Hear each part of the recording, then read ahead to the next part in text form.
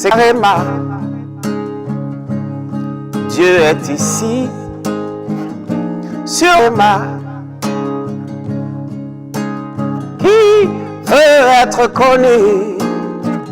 Bienvenue, chers téléspectateurs, à votre programme de méditation, c'est le Réma de vie. Nous sommes notre mardi, le mardi 11 avril 2023. Nous sommes avec le docteur Lizzie Johnson Suleiman. La lecture de la Bible aujourd'hui, nous lisons 1 Roi, le chapitre 7 au chapitre 9. Donc, nous sommes à la deuxième partie de ce message super. Ce message qui est intitulé « Cesse de pleurer ». Et le texte dit « Anne se leva après que l'on eut mangé et bu à Silo ». 1 Samuel, le chapitre 1, le verset 9, la partie A. Enfant de Dieu, ne t'assieds pas pour pleurer. Lève-toi et agis. Anne s'est levée et est allée au temple pour prier Dieu de tout son cœur. Elle a ignoré son adversaire Pénina qui la tourmentait et s'est concentrée sur ce qu'elle voulait et sur la manière dont elle allait l'obtenir.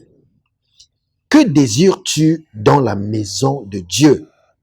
Es-tu concentré ou cherches-tu toujours à savoir qui est la cause de ton problème?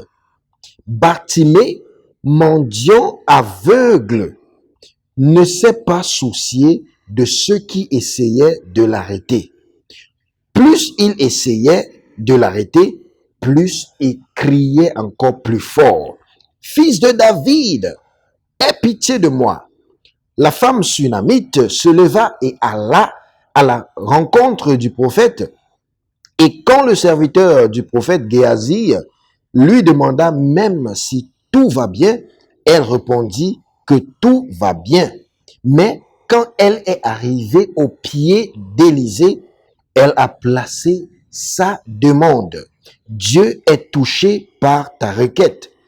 Qu'est-ce que tu dis? Ça, c'est une très bonne question.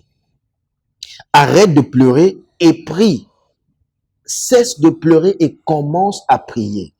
L'apôtre de la restauration, Johnson Suleiman, nous dit toujours que la même énergie qu'il faut pour pleurer, il nécessite la même énergie pour pouvoir prier. Donc, arrête de pleurer et commence à prier.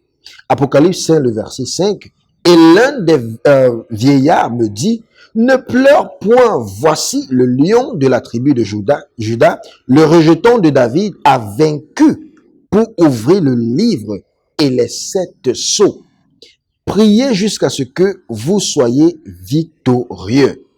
Luc chapitre 18, le verset 1 déclare, les hommes doivent toujours prier et ne point se relâcher. Ésaïe 62, le verset 7 dit, ne lui donnez pas de repos jusqu'à ce qu'il établisse et fasse de Jérusalem une louange sur la terre. C'est Réma. Dieu est ici, sur Réma. Anne a répondu au sacrificateur dans 1 Samuel, le chapitre 1, le verset 16, la partie B, car c'est l'excès de ma douleur et mon chagrin qui m'a fait parler jusqu'à présent. Donc, à partir de quoi parles-tu? Déverse ton chagrin sur le Seigneur. Nous voyons cela dans 1 Pierre, le chapitre 5, le verset 7, et qui dit, et chargez-vous sur lui de tous vos soucis. Très important, car lui-même prend soin de vous. Dieu dit, ou bien dis-lui, car il est toujours à l'écoute. Ses oreilles sont toujours à l'écoute pour entendre nos cris vers lui. Nombre chapitre 14, le verset 28. Dis-leur, je suis vivant, dit l'Éternel.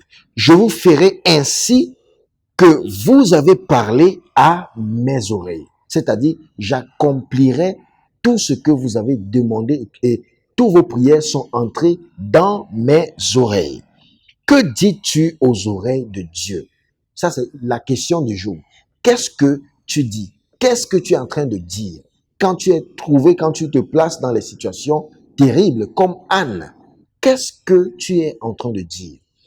Quelle est cette chose que tu demandes au Seigneur? Est-ce que tu es là noyé dans tes soucis? Est-ce que tu es là abattu?